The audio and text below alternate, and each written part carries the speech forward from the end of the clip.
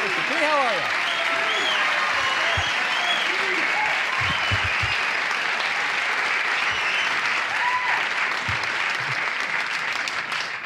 The first time you were on this show was two and a half years ago? At least 2 years ago, I think. 3 years ago, 1982, Yeah. July.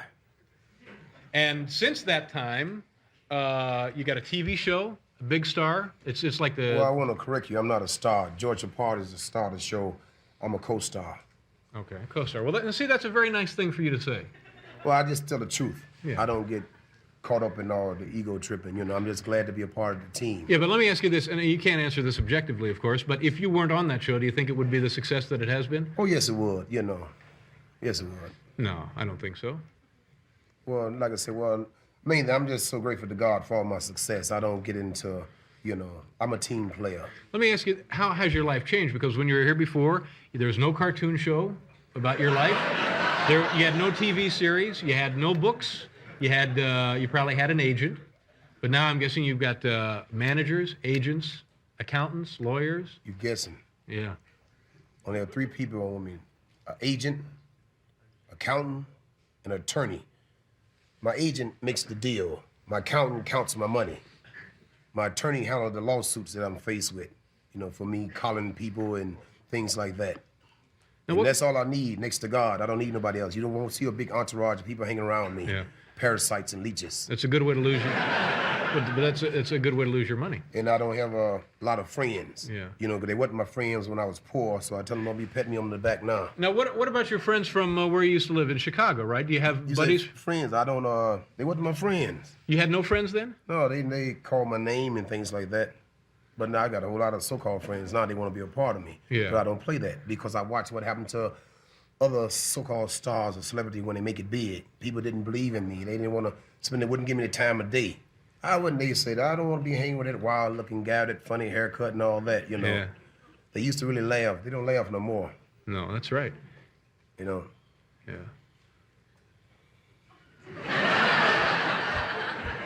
But, so what we're going to do here, you know. Now, wait a minute. I got a question. A lot of people think I probably went to sleep there, but I know what I'm doing. I'm in control here. Now, how do you get along with George Papard? Has he ever asked you over to the house for dinner? Well, first of all, I want to get it straight. I'm not here to talk about the A-team of George Papard. I love George Papard like a father. I love Dirk Benedict, who plays Face Man. I love Dwight Schultz, who plays Murdoch. But I'm not here to talk about the A-team. It speaks for itself. Mm-hmm. I'm here, I guess, supposedly we're supposed to be talking about WrestleMania March 31st. Well, no, wait a minute. Sunday afternoon in Madison Square Garden. Okay. Wait a minute. Just let me interrupt you. And I'd like to add, you know, it wasn't my idea to come here. I've been in training. We've been training twice a day. Me and the Hulk. And that's why I'm hoarse now. The guy been choking me. The guy weighs 305 pounds. He's 6'8". He's the World Wrestling Federation champion. How old a man is he? I didn't ask him that. When he dozes off, take a look at his wallet. Now, Mr. T, let me ask you. You know,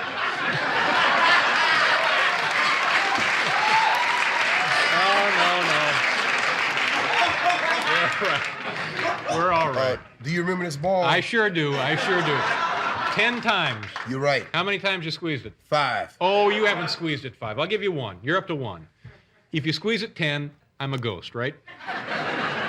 Okay, 1. I'll give you 1. Well, anyway, Now, wait a minute. like I was saying, Mr. T, let me... it wasn't my idea to come here because I was supposed to be in training.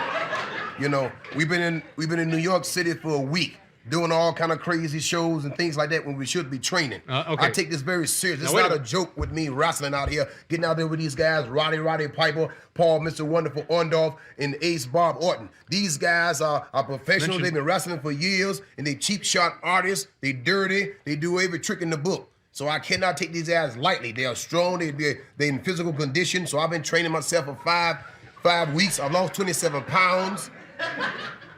So we can't take these guys lightly. We got to be training every moment of the day. Now, you bring up a good point. See, you clowning. Wait a minute. Let me say something. You clowning now. You clowning one of these days, I don't know what it's gonna take. You know, it's gonna take a couple more you reporters, you host guys to get hurt for you to realize that wrestling is serious. You know. Now wait a minute. You know. That's right. Ooh, nothing. Guy got hurt last night. All right, now wait a minute. Let me tell you about the guy who got hurt last night. We're not going to talk about the guy. No, I want to know. He was the host. He was the host who told Hulk Hogan. First, I was out there first. He clowned around trying to make fun of Mr. T and joking all the time. He's silly. The guy have to be deranged. For the World Wrestling Federation champion, gonna come out there, Hulk Hogan, 305 pounds, 6'8". Then you come out there, put me in a wrestling hole. Show me a wrestling hole. Well, so I haven't said that. So Hulk put him in a wrestling hole. He's in the hospital probably today. Now, okay, now it's my turn to talk. Excuse me.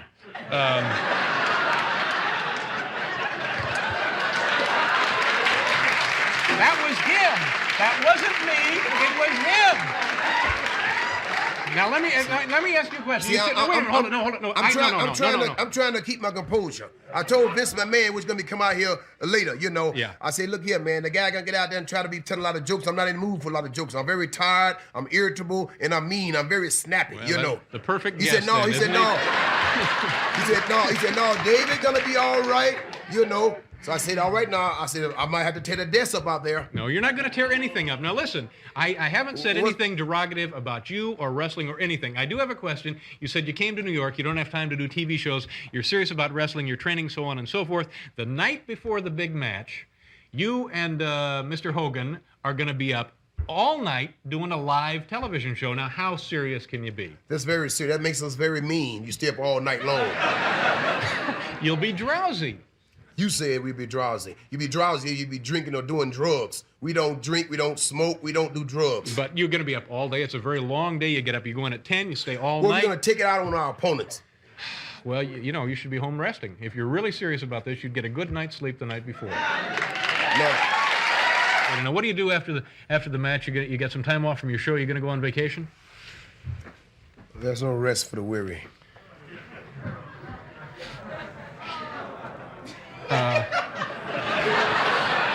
Now, what does that mean exactly? What will you be doing instead of a vacation? Because the show is now finished for the season. You have the wrestling match, and then I would guess normally you don't go back until middle of the summer, right? Probably. Yeah. So what will you do? What will you do with your time? If you're not going on vacation, what are you going to do? I don't know what I might do. Do you fish?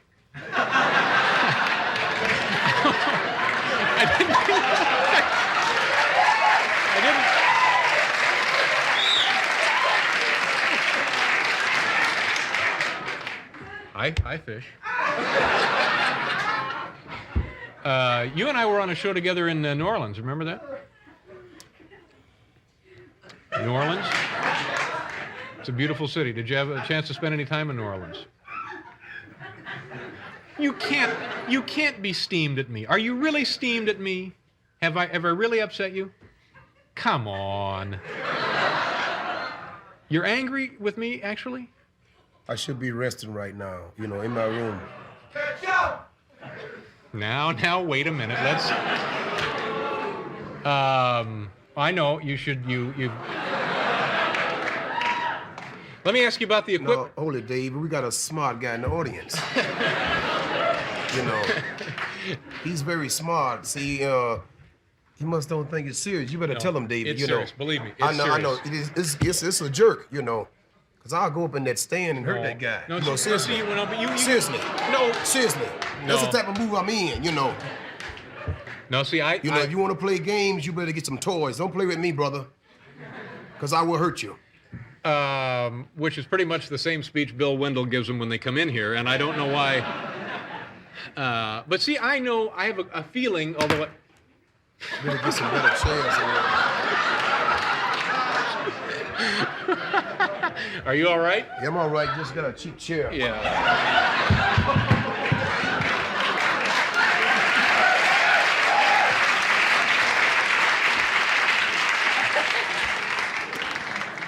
Would you like it done in the same color? Put that back over there. Well, this has deteriorated to nonsense even faster than I had planned, but Anyway, I want to thank you for taking the time to be here, Mr. T. And I just have a feeling in my heart that you're not as exacerbated as you appear to be. I want you to use street talk, because I'm a street brother. I don't understand all the big words. Because I say very few words on the A-team. You know, I don't, you know, shut up fools, stuff like that. Yeah. You know, so I don't know what you're saying. You know, maybe the audience might know it because they probably went to Princeton or Yale, but I didn't go to college. I'm not even sure what I said. You know. No, I think that you're probably not as angry as you appear to be. I think this is a facade. No, this is not no facade, because I've been dieting, I've been training, I lost a lot of weight. No, I'm not talking about the wrestling. I know you're serious about that. Well, but that's I mean, what I'm saying. As That's all on my mind right now. It's March 31st. That's all on my mind, you know, because you can get hurt. If I don't know what I'm doing out there, I can get hurt, I can break my arm, get a busted lip, or whatever. Yeah. I don't plan to get hurt. Well, no. I don't want to get hurt. No, because you've got a lot to risk there. Well, you have a career. Regardless, I've got a lot to risk. I just don't like getting hurt. I like giving out pain, but I don't like receiving it. Mm-hmm. Well, all the best to you. And if you ever do want to go fishing, nice to see you again. And good luck, and I hope you don't get hurt. All right? Oh, come on. Say thanks, Dave. Come on. Just say thanks, Dave. It was fun being here. It was fun being here. A little one? Thanks, Dave? All right. The one, the only, Mr. T, ladies and gentlemen. We'll be right back following station identification.